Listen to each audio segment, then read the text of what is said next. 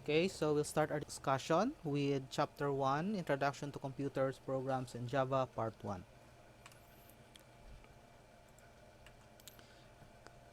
So, the main objectives of this chapter, okay, the entire chapter, is first is to understand computer basic programs and operating system. Okay, so before we dive into the actual programming, okay, we need first to recap. Okay, at least we need to have a review on uh, what we're working on, okay, the environment that we're working on. So of course, since we're talking about computer programming, we need to be comfortable or knowledgeable enough, okay, when it comes to computers. Okay, so that's one.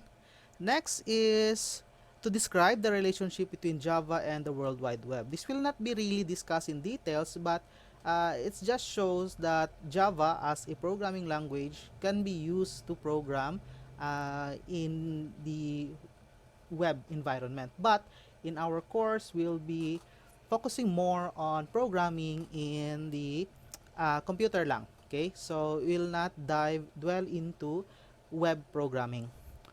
Next is to understand the meaning of Java language specification, API, JDK, and IDE. Okay, so these are commonly used terms when dealing with Java. Okay, so just some small discussion. Okay, so again, not really more into detail, enough knowledge so that we could start working on with Java. Okay, of course, we need to write a simple Java program. Okay, so next is to display output on the console. So we'll discuss more what a console is. Okay. Next is to explain the basic syntax of a Java program. Okay. Again, we'll discuss more about syntax. Okay. Uh, just as a small idea, syntax is how you write a program. Okay. So how you correctly write a program. Next is to create, compile, and run Java programs. Okay, so when you're going to create a program, okay, the entire process involves you in, of course, creating. Okay, then you need to compile it, then run. Okay, so I think I have given you this as an assignment or as a laboratory activity. So what it means to compile, what it means to run. Okay. Next is to use sound Java programming style and document programs properly. Okay, so this is what we call good practice. Okay, the practice that we need to instill, especially now that you're starting with programming. Okay, so we need to have this necessary practices. Okay, then finally, to explain the differences between errors. Okay, so we have syntax errors, runtime errors, and logic errors. Okay, so but for the first part of this chapter, okay, we'll be focusing more on the first objective. Okay, so what is a computer? Now, a computer, every computer, okay, a computer is not limited to the device that you're using in your, let's say, a PC or a desktop. Okay, it is actually, there are many types of computers nowadays. So, naanatay desktop computer, as I've said, okay, we have a laptop, okay, and aside from the traditional laptop and desktop computers, okay, we also have smartphones, okay? So your smartphones could be considered as a computer, okay? So even nowadays, we also have what we call wearable devices, okay, or smartwatches, okay? So one of that is smartwatches. So all of these computers have these components, okay? So, some of these components discussed here, probably di na kayo ninyo kakakita. Okay, so we'll discuss that in detail later. So, a computer consists of a CPU, a memory, okay, a secondary storage device such as a hard disk, a floppy disk, okay. Floppy disk, di na kayo ninyo nagkakita karon. Okay? I doubt if nakagamit yun mo ana extensively during your academic days. Okay? Monitor or an output, okay, printer, okay, and communication devices. Okay, so printer siguro dili kayo siya ingon necessary, but it's a common, okay, it's a common uh, equipment that is associated with the computer. Of course, the computer that we are going to be extensively using would be your laptop and your desktop. Okay, but since given the situation that we have now, I will try my best to have a way to program in Java, okay, in a mobile environment. Okay, so I think I found already a solution for that. But as much as possible, if you have an access to a computer such as a laptop or a desktop, okay, or a netbook, please do so, since that would be enough. Okay, as long as you have that type of that form factor of a computer, that would be enough for you to program, okay, in Java. So since Java is relatively lightweight, so first is the CPU. Okay, so the central processing unit is considered as the brain of a computer. So it retrieves instructions from memory and executes them. So memory we'll talk about later. Okay, unsay functions ana niya, how it is related to our CPU and how it is different from storage. Okay, so memory and storage, they are different. Okay, so the CPU speed is measured in megahertz. Okay, so with 1 megahertz equaling to 1 million pulses per second. So the speed of the CPU has been improved continuously. Okay? So kaning information nga naa dere, okay, it's somewhat outdated. Even though Pentium processors still exist today, but I think the highest when it comes to Intel, okay, Intel is there are two companies that excels or that are the main options in processing in processors. Okay, when we talk about desktop computers, laptops and desktop computers, that is Intel and AMD.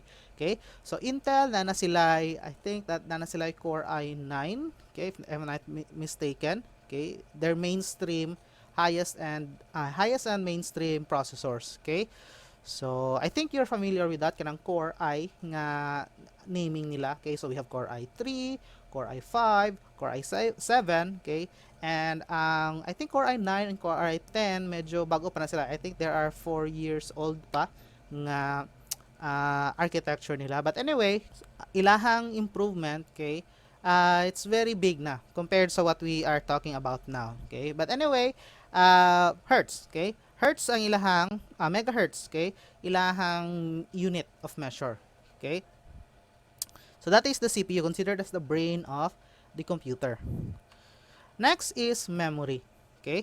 So memory, again, I have cited earlier that it is more closely related to the processor kesa sa to ang ways of storing. Kasi mga files, pictures, audios, videos, kana sila. Okay? There are more on storage. If you see them as a file, when you click that in your computer, okay, they are stored. Okay? Memory, okay, not po data storage but more on for the execution of the CPU. Okay, so memory is to store data and program instructions for CPU to execute. Now, a memory unit is an ordered sequence of bytes, each holds 8 bits. Okay, so a bit is either 1 or 0. Okay, manang 1 bit.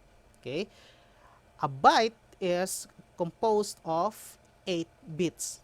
Okay, so it's very common to address, okay, later on when you progress to IT, okay, or in computer courses, okay, you will know more about bytes and bits. Okay, so in this course dili kayo nato na siya ma-discuss.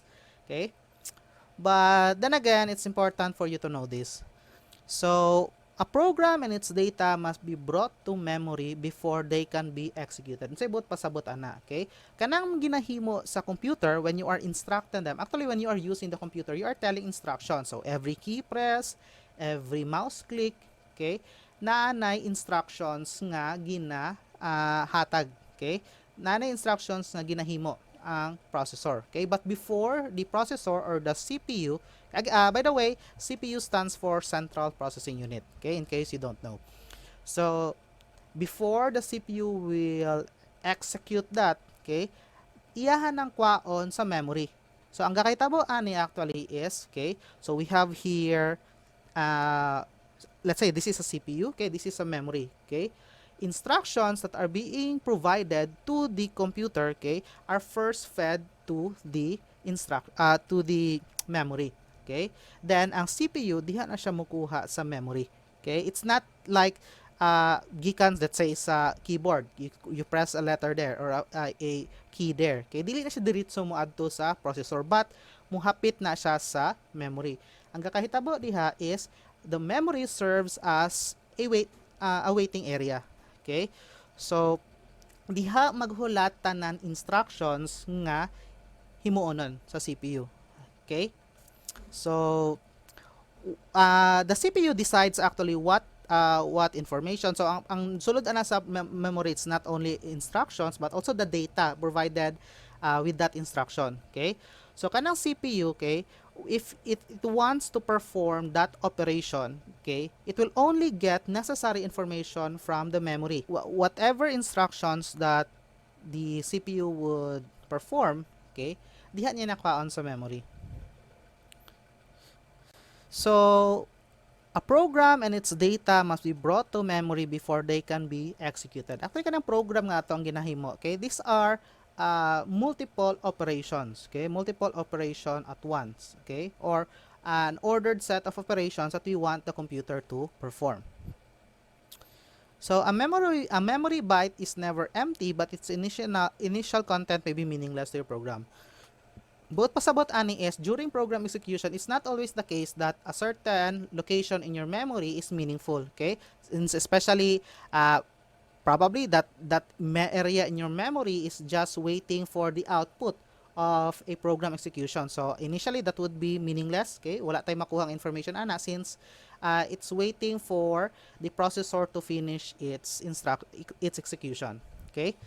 Now, the current content of a memory byte is lost whenever new information is placed in it. Okay? So, maoning limitation or maoni ang design sa ato ang memory. Okay? Memory is also referred to as our RAM. Okay? So, random access memory. Okay? Now, contents that is being placed there is lost whenever new information is placed on it. If you'll notice, okay, kana ato ang memory, okay, compared to our storage atong computer, mas gamay na siya. Okay, typically sa modern day nga mga computers karon, we have a range of 4 to 8 to 16 gigabyte of memory compared to our storage nga, let's say we have 500 gigabyte na naganit tayo 1 terabyte ug 2 terabytes. Okay, so the reason dako atong storage, okay, since ang finished or ang executed information or ang output or sa to ang mga processes, okay, diha pwede na to store. But kani sa memory, okay, memory actually is different in our sa to ang storage in a way that it's very fast. Okay, it needs to be fast so that makaapas siya sa instructions sa CPU. Okay, so CPU mo ginang pinakapaspas nga component sa itong computer. Okay, next to that would be memory. Okay, so dapat makaapas siya. Okay, now mangutana mo, sir, nga no na ay kanang unsa may purpose anang gigabyte sa memory? Okay, di man kana siya ginagamit og store gyud. It doesn't it is not meant to store information permanently. Okay, it is used to store information temporarily during the processing of instructions. Okay, so makaingon ta nga kung dako ato ang memory kay mas daghan tag waiting area. Okay, mas daghan tag waiting area, mas daghan og information nga ready na for the CPU to pull out. Okay, so let's say in comparison, let's say you have 4 gigabyte of RAM. Okay, then you're trying to run Photoshop. Okay, you'll notice that probably you'll be noticing this. Okay, medyo hinay siya mo load. Okay, medyo hinay factor ang memory ana. Okay, during loading of the program itself, we are going to use Adobe Premiere. It is a video editing program. Okay, so if gamay niyo yung RAM ana, okay, dugay siya mo load kay ang probably dugay mo load na sa mga font, ang mga effects ana niya. Okay, so mo factor gyapon ng memory ana. Okay, bahalag kusog-kusog inyuhang processor. Ang processor actually diha ra na siya mo impact gyud sa pag-actual nato pag-render. But pag loading pa lang, let's say pag tuplok pa lang nato sa to ang pag double click pa lang nato sa to ang Premiere, okay? dugay na siya. Okay? So medyo dugay. Kay dili kay dugay kaayo, okay, but makita gyud nimo nga taod-taod siya mo load. Okay? Kay gamay ra, okay? As memory waits for the necessary instruction nga iyang ginakuha for the CPU, okay? Since gamay ra man, kay gamay ra man iya ang waiting area, so mapuno atong memory kay daghang paggahulat sa gawas, okay, then ginakuha sa ato ang CPU, okay, muagi na po dire, okay, ayha na pud mo kuha ang memory, okay. So medyo dugay naay lag, naay delay ana, unless nga dako na daan, okay, daghan na siya masulod, so ma-load na niya sa CPU diretso, murag ma-initialize na niya ang program, okay. Usually mao man na ang culprit kanang mag dugay mo load inyong mga dula, inyong mga programs, okay. So one factor of that is ang RAM. Okay? So it makes sense nga if makabantay mo nga medyo loading ang inyong pag initialize inyong program, okay? RAM na siya. Okay? Then if inyo na namo i-execute, okay, let's say gadula na gyud mo or ga-render na gyud mo, okay? Diha na mo factor in ang CPU. Okay, depende sa inyong ginahimo. Okay, gaming GPU man na siya, but in other applications, okay, CPU na, and along with the memory. Okay? So di mo gina sila ingon nga magbulag na ang ilang operation sa memory og sa CPU. Okay? So di po ta ka-expect no nga kana kung ato ang computer dako og memory but hinay og processing power. Okay? So nagapoy ko ana na, nagapoy discrepancy ana. Okay? So unsa bay buot pod pa sa unsa poy limitation aning memory? Okay? So di nga why is it nga mawala information? Okay? We call that characteristic nga volatile. Okay? Volatile ang content sa tong memory. Meaning, okay, if mawala ang power pod ana, let's say mag-brownout out, okay, or mag-restart mo sing computer, the contents of your memory will be gone. Okay? An example for that is, let's say you want to copy a movie. Okay? Nagkopya mo movie, then wa mo kabantay, or let's say nag-brownout kalit. Okay? If you're going to do that after turning on the computer nga gikan siya napalong, okay, dili na to ninyo mapadayon nga i-paste lang nga magpadayon siya. Okay? What you need to do is magkopya na pod mo ato, you're going to perform the actual copy command, let's say control C na pod mo, ay mag-control V. Okay? So, mao nang buot pasabot mawala. Okay? So, that is memory. Now, how is data stored? Okay? So, this is applicable sa ato ang memory, okay? And also sa storage, but more on memory nga ato ni discuss diri. So, data of various kinds such as numbers, characters, and strings are encoded as series of bits and zeros. Okay? So, mo ngayon kanina. Computers use zeros and 1 because digital devices have two stable states, which is referred to 0 and 1 by convention. 0 off, 1 on. So the programmers need not to be concerned about the encoding and decoding of data. Manang pasabot kanina nga dili na to ni kinahanglan tun-an gyud. Okay? But it makes sense nga kabalota. Okay? Kung unsay gakahitabo behind the scene. So which is performed automatically by the system based on the encoding scheme. So the encoding scheme varies. For example, the characters J is represented by 01001 010 in 1 byte. Okay? So a small number such as 3 can be stored in a single byte. Okay? So kanang siguro this would be discussed on a separate course kaning conversion sa inyong from letters to numbers to the binary equivalent. Okay? So naara maton-an na ninyo. Now, if a computer needs to store a large number that cannot fit into a single byte, it uses a number of adjacent bytes. So node 2 data can share or split a same byte. So a byte is the minimum storage unit. Say bot pasabot ana. As you could see here in our diagram, okay, na tayo memory address, na po tayo memory content.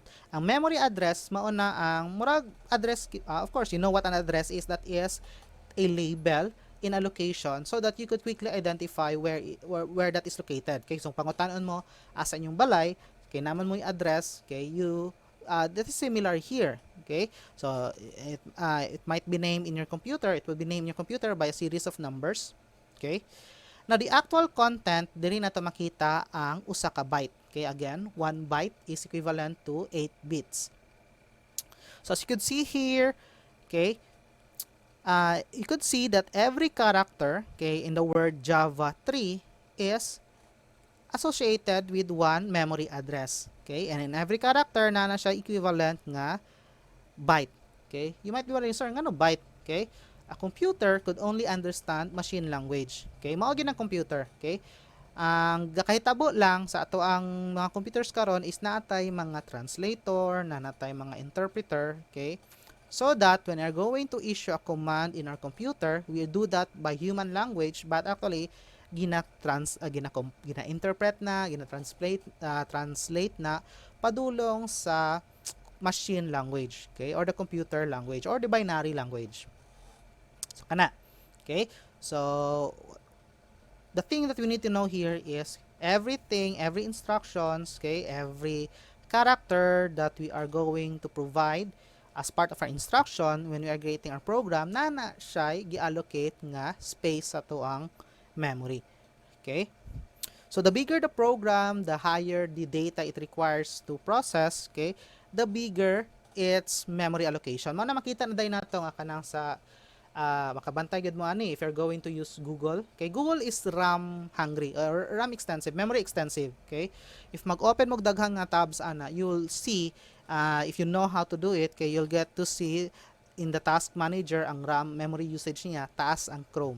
Okay, paspas batas. So mao nang mabantayan ninyo nga kung dili kay kusog inyong computer gamay ra RAM, okay, and di kay kusog og processor, kay mag-lag yun na even though nga kusog inyong internet. Okay, magpilit-pilit na inyong video.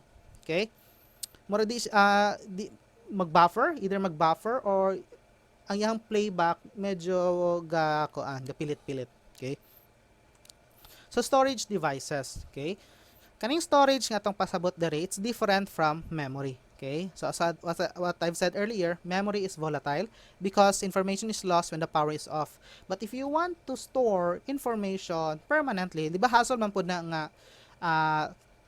dito na tayo butang, let's say if you want to put it in our RAM, okay, then pag nag-save kibalik tag file dito or natay gibutang dito nga instruction, but pag on nato nawala na. Okay, so it's impractical, it's useless. Okay, if you want to store information permanently, na ay different nga component ana sa computer, which we call that as our storage device. Okay, or sometimes it is called a secondary storage device. Unsa man day ang primary? Okay, ang primary is ang RAM.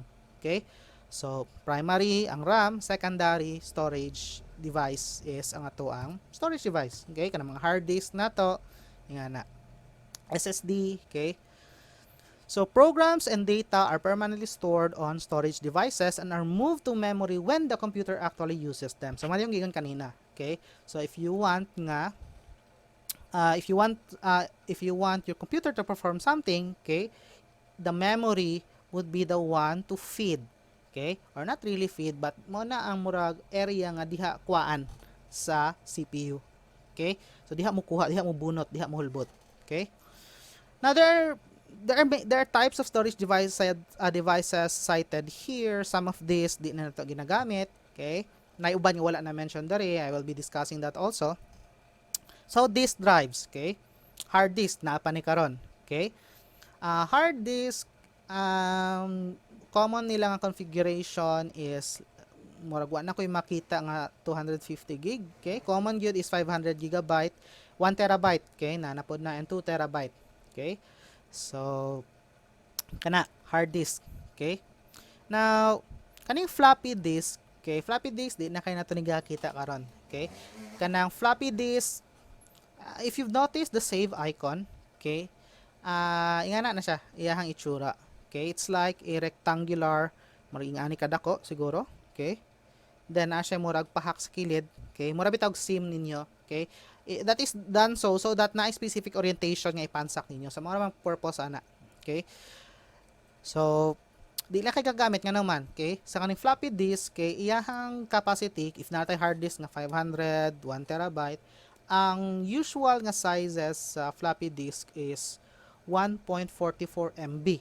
Okay? Nowadays, siguro makabutang mo nagpila ka pictures, okay?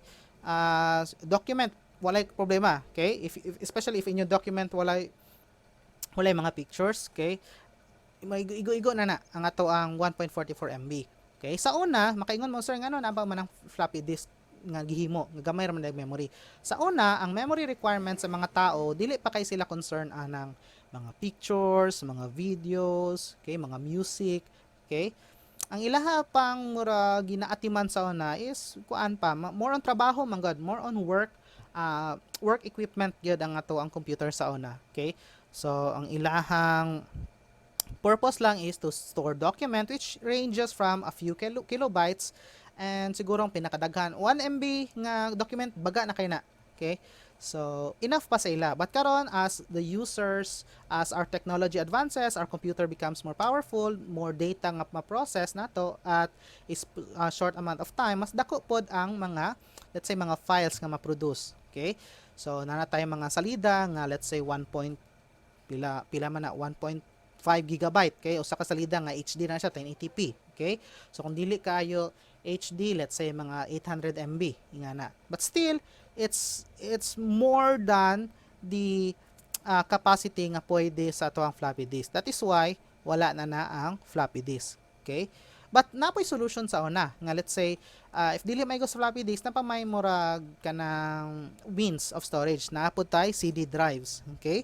So natay CDR and CDR-W, okay? In case you don't know, CDR is, let's say, compact disc recordable. Then CDR-W is compact disc rewritable, okay? Ang main difference lang ana nila is ma-edit nimo somewhat ang sa CDR-W. You might be wondering, sir, ngano wala na pod kayo ang CDR and CDR-W, okay? In storing files, especially if it's very important to you, dili lang enough nga dako ang masulod, okay?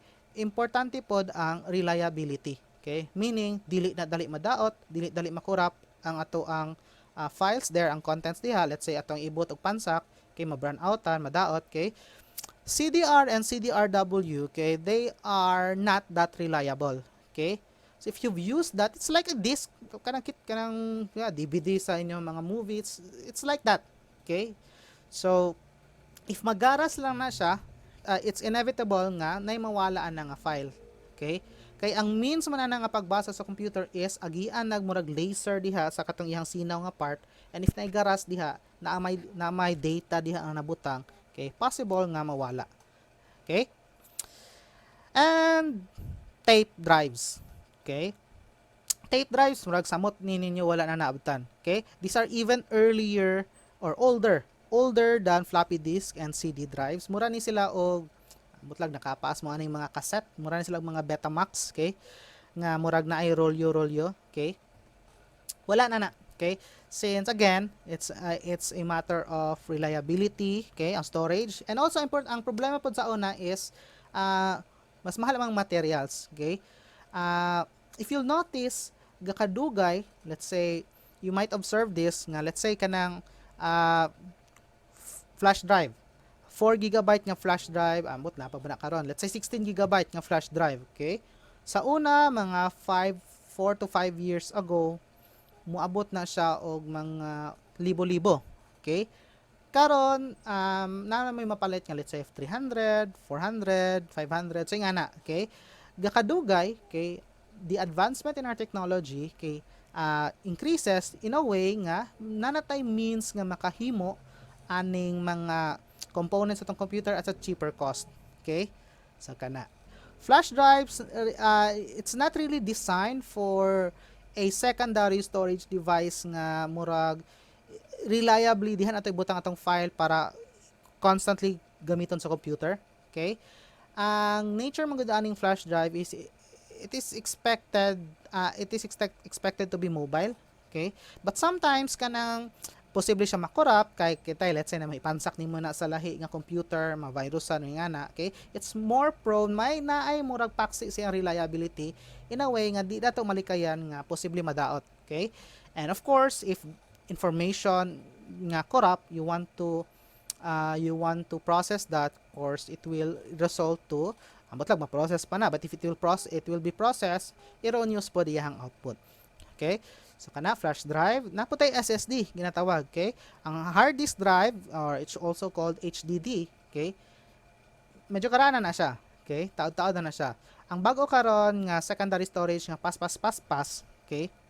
Is SSD, okay? Why are we concerned with faster way of transferring information? Okay, of course, if magkopya ta, okay, if kopya tag mga files, mag-transfer tag mga files, okay, kanang magbalhin ang information from secondary storage to primary storage, okay, makaapekta gihapon ang speed ana sa secondary storage. Okay, so of course we want things to be fast. Okay, so mas dali mahuman tong trabaho, okay, mas paspas ang loading. Okay, after ka na kung mag-load ato ang computer kung mag-on gyud ta, okay, if you're going to compare the performance of a hard disk and an HDD and an SSD, okay, mas dali mo bot ang SSD. Okay? Not only that, ang physical dimensions sa ang SSD mas nipis pod. That is why nanatay mga laptop karon nga grabe ka nipis, okay? Kay gitanggal na nila na ang ang ato ang HDD, okay? So nanay mga SSD karon kay nga nipis kayo, mura nag RAM kanipis. Okay, if you've seen a RAM module, okay, or a memory kit, pwede na nga nipis ato ang mga computer. Okay, not only nga nipis but paspas. But of course, okay, na siya trade-off. In general, if you have similarly sized nga hard disk drive and SSD, let's say natay 500 GB nga SSD, naputay 500 GB na hard disk drive, okay, mas mahal. Okay, mas mahal ang ato ang SSD. But compared sa una, barato naman ang mga SSD karon, okay?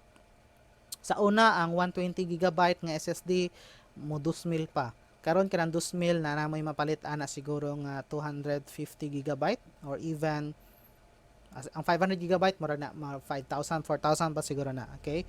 But if you're going to compare 4,000 SSD and ang ato ang hard disk drive nga 500 GB, nara mo mapalit ana nga let's say 800 pesos or 1,000 pesos, okay, nga 500 GB nga HDD, okay? But if you can afford, okay, dili mo magmahay kay layo ra gid ang difference. Mao nang pinaka makita gid ninyong performance improvement nga mas paspas mo load ang atong computer pag on, mas paspas mo load when you are going to double click it. Okay, again, you factor in the RAM, but if you're going to compare really, okay, it's like night and day, okay? Anyway, I think that's enough for storage devices. Sa pa may wala nato na discuss. So kanang sa atong mga smartphone na natay mga micro SD, okay? Sa mga camera na pud tay mga murag memory card, okay? So kana. But when we're talking about computers nga laptop o desktop, kay so mga na hard disk drive, SSD na po tayo ginatawag gani nga hybrid ana silang duha, but it's more related or it's more closely related sa hard disk drive kay gamay ra ang SSD nga part ana, okay? We call that as SSHDD, okay? I'm not sure, basta nay nga na, okay? Next is output devices. So we'll be talking about monitor here, okay? Since ang mao man yung pinaka-essential yun, okay, sa tong computer. Okay? The monitor is used to display information sa to, of course, sa to ang computer. Okay? Diyan na to makita nga while we are processing something, if sakto ba na or sayop, we could have some modification before we are going to really output that. Let's say, atoan ng i-compile or atoan ng, let's say, sa document, atoan ng i-print. Okay? Now, when we talk about monitors, it displays information nowadays in text and graphics. Sa una, more on text lang. Okay? Kanang console nga to ang ginagamit later on we're going to program, okay? It's text-based. Okay? But karon when you're going to use the computer, okay, it's more on graphics, okay? We call that the graphical user interface. So the resolution and dot pitch determine the quality of the display. So mo ninyo makdunggan nga mga terms when we talk about display.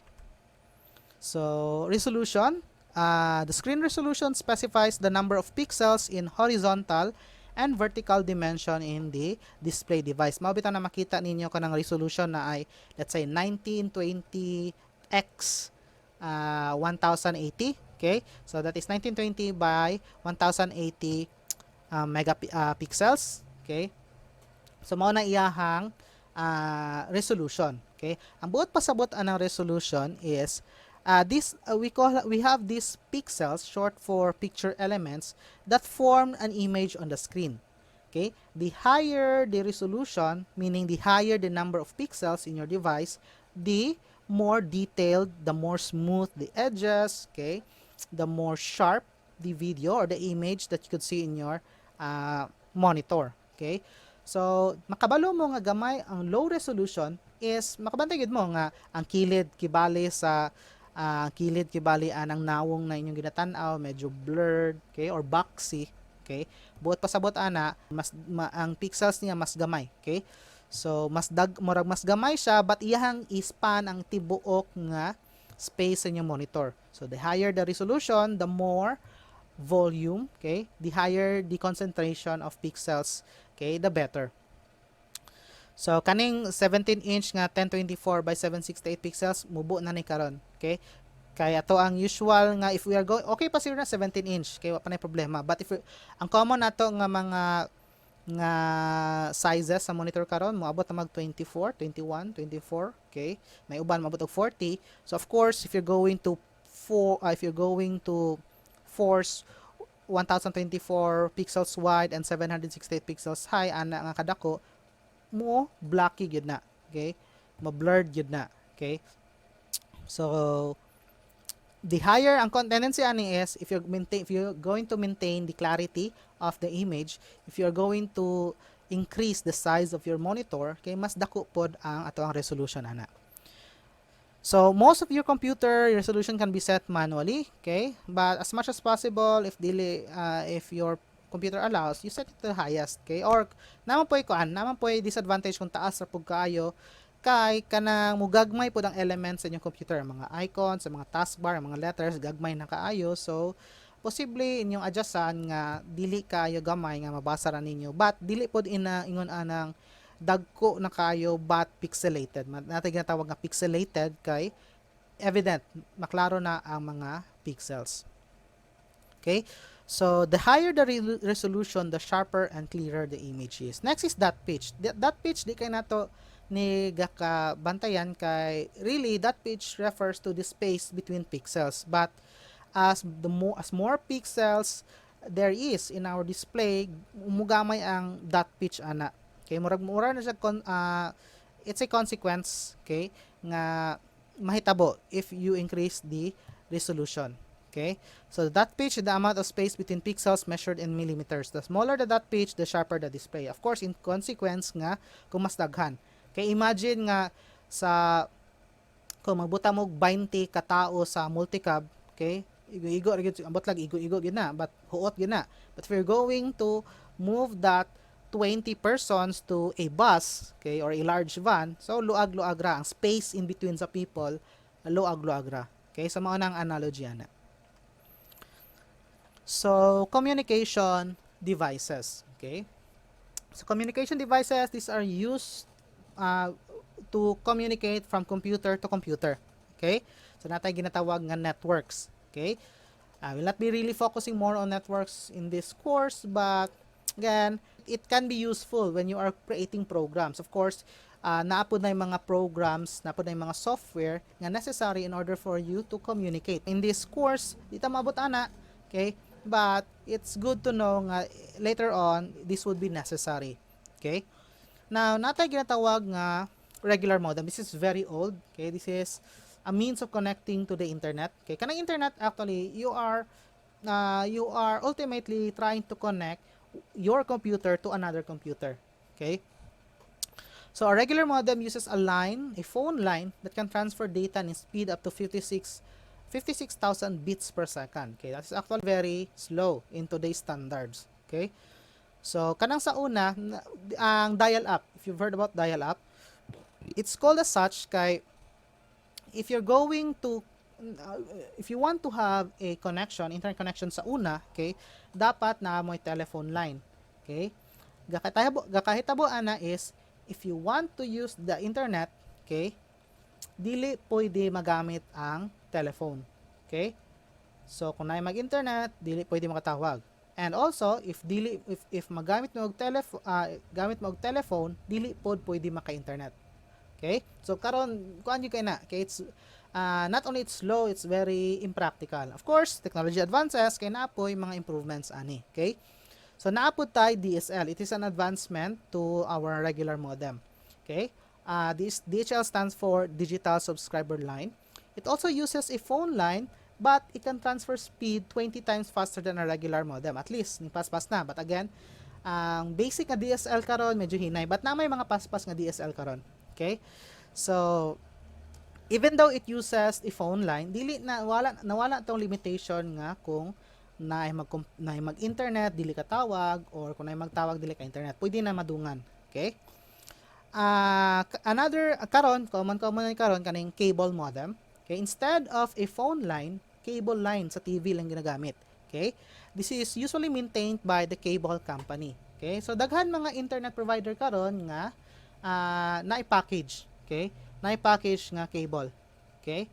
So usually ang kanani is cable company mag-offer og cable services then naipakapin nga internet. Okay? I think if you've heard about Parasat, okay, that is one. Okay? So makatied ang ilang internet service sa ilang cable service. I don't think makakuha mag internet lang.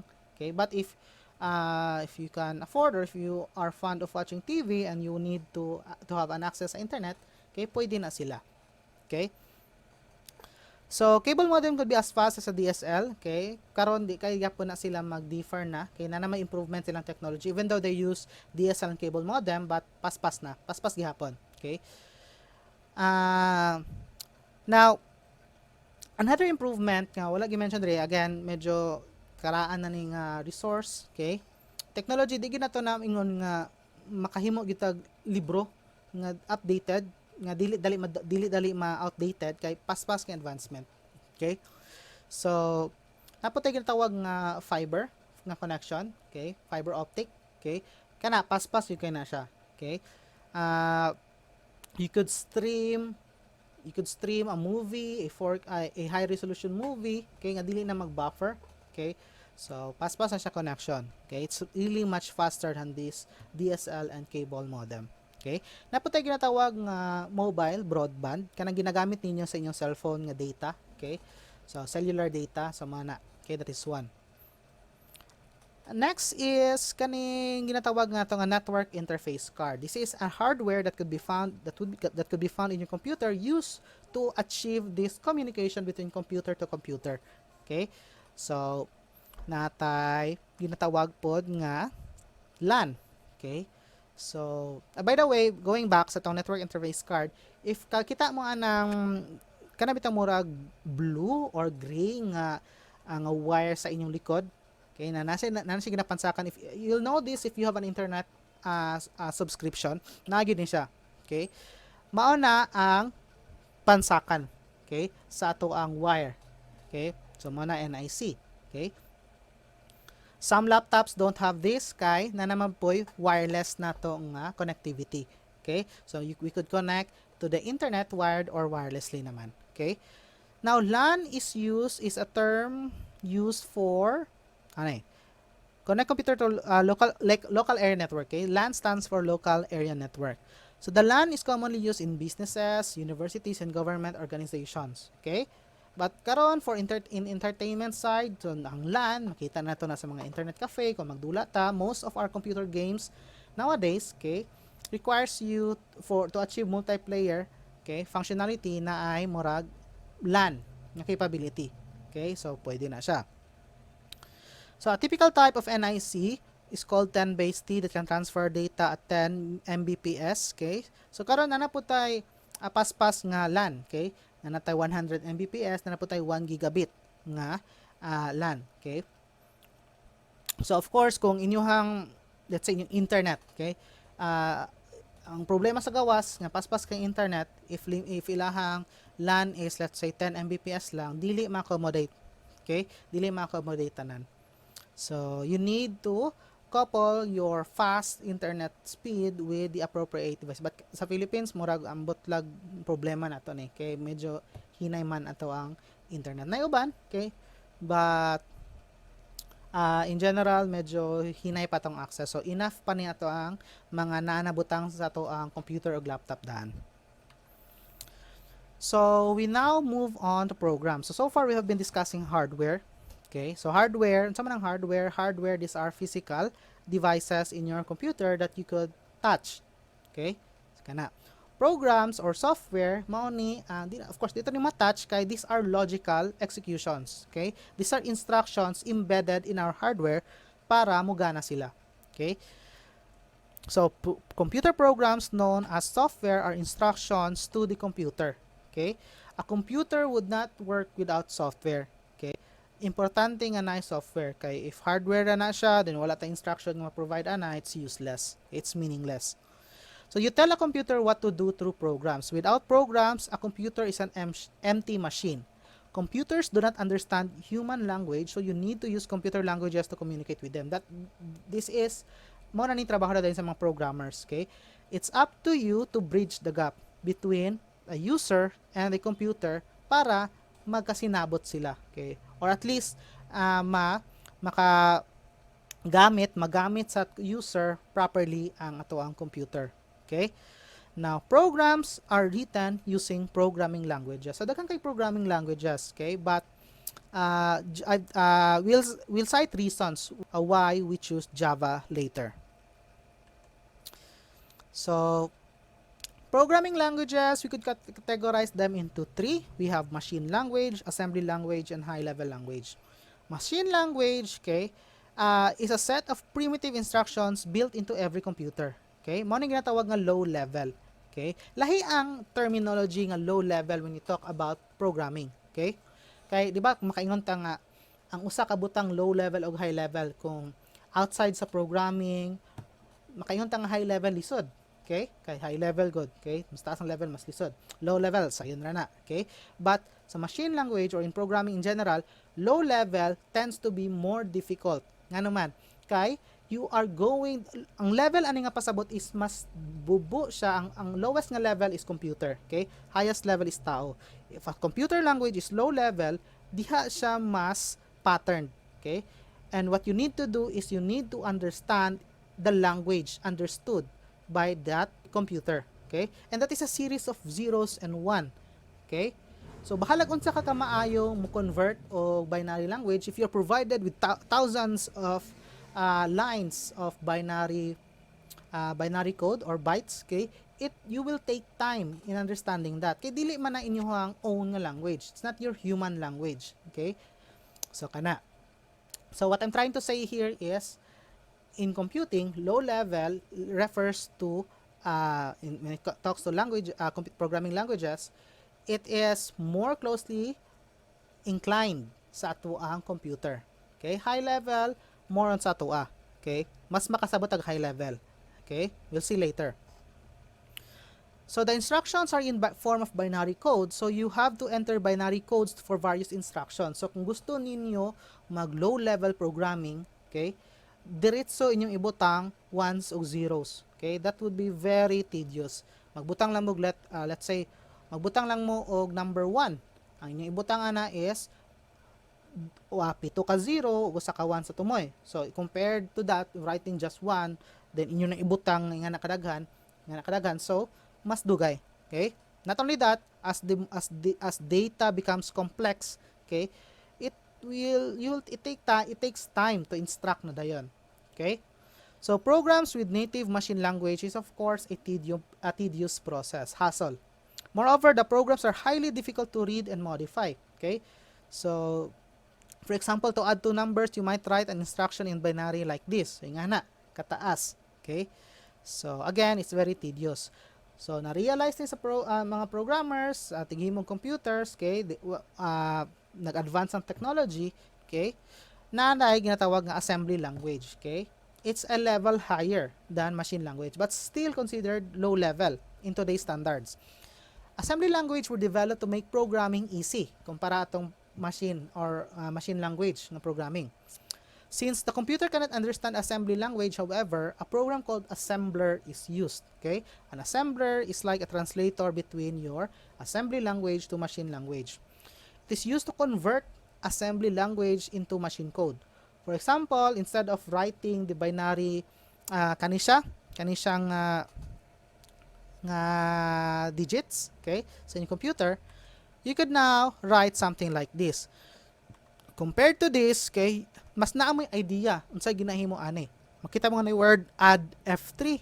Dayon R1, R2, R3. So we could say nga, oy, murag addition eh. Okay, if you learn the language, you could quickly realize when you're going to read the code, okay, nga addition ni siya. Okay? But in order for the computer to understand that, natay assembler.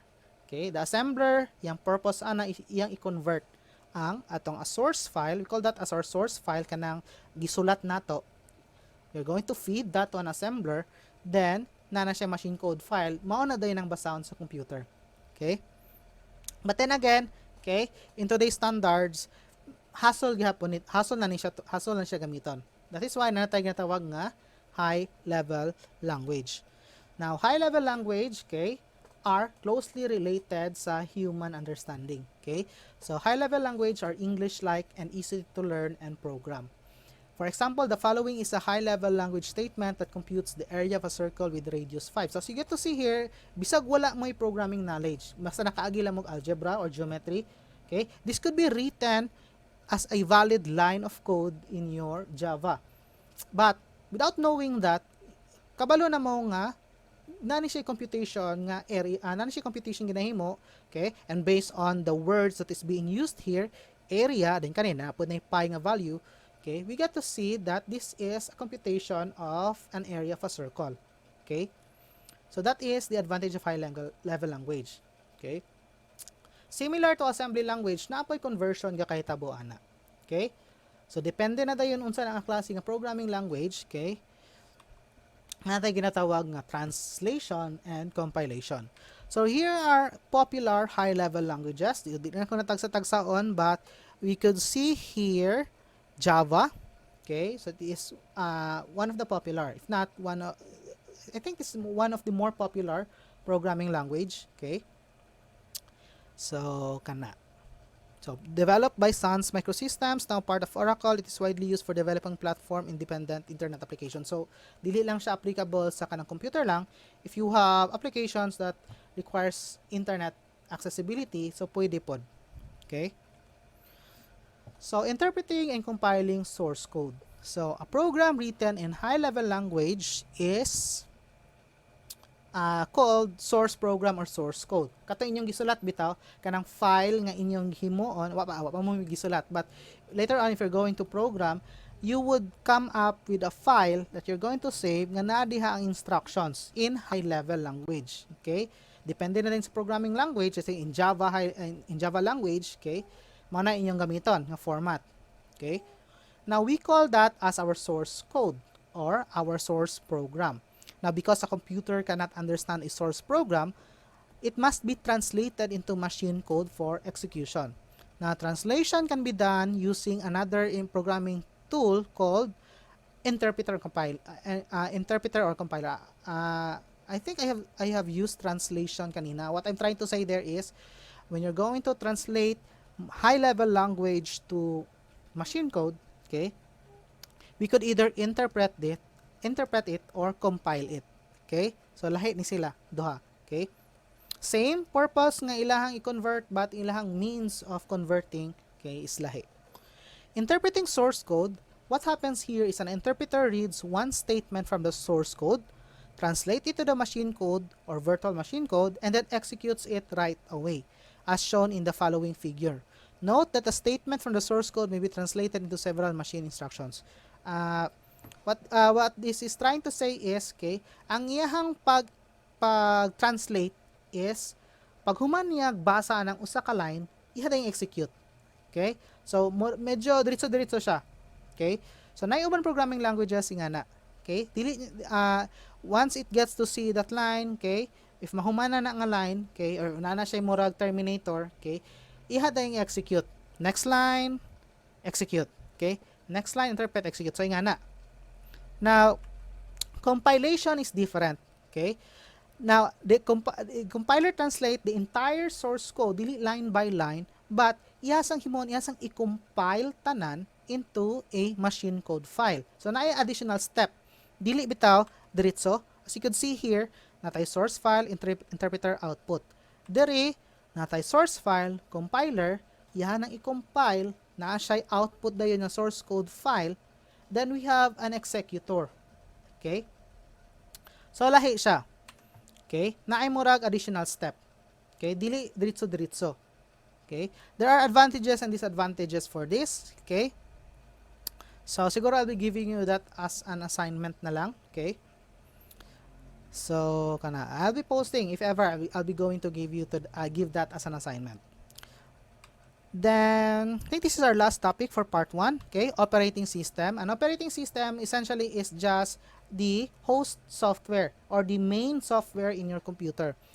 It is a program that manages and controls the computer's activity. You could not install Java, you could not install games, you could not install Chrome, you could not install Microsoft Office without installing first an operating system, okay? So, most popular operating system nowadays is Microsoft Windows, Mac, and Linux. Okay, mga sa mga computers. So, application programs such as web browser or word processor cannot run unless an operating system is installed in the computer. As shown in this diagram, okay, so in order for the user to communicate with the hardware, okay, dapat na ay operating system. Okay? What it means here is pwede mo communicate ang user through the operating system. Okay? And if you want nga na ay application program, okay, without operating system, di na siya kalahos sa hardware. Okay? What it trying to say here is you need to have an operating system for you to use the computer along with installing the programs. Okay? I think we'll end our discussion here for part 1. So next video, okay, di na nako kayo taason. So if you have questions or clarifications, feel free to ask, okay? I will be posting this in our stream, okay, or siguro in our classwork, okay, as a resource material. You could post comments there if you have questions. Diha lang nato i-post, okay? Para makita pod sa uban. Kay napoy uban basin ang pangutana maora, and if you're going to do that privately in a chat, kasi magbalik-balik ka po akong tubag. Okay? So, if you want to have questions, I highly encourage that, okay? Since siguro na uban nga paspas na ako pagka-introduce or you want to know more about the topic. So, we could have siguro if daghan kayang questions or if it warrants, I could create a video for that. Okay? But as much as possible, I'll try my best nga i-comment lang. But we'll see. Okay? It depends on the questions that you're going to ask. But of course, before you ask questions, be sure nga na-discuss na siya. Since this is recorded, you can browse or not browse, you can sit in the video kung naa dito nga topic, okay? If basig na-discuss na tawa naman nga bantayan, kaya nga na. Okay? Of course, it doesn't hurt for you to research more, accessing the internet or YouTube for that, but the formal, okay, atong formal discussion, atong formal nga basihan ani nga course, of course, would be from my video lecture. Okay? So kana lang, and see you next video.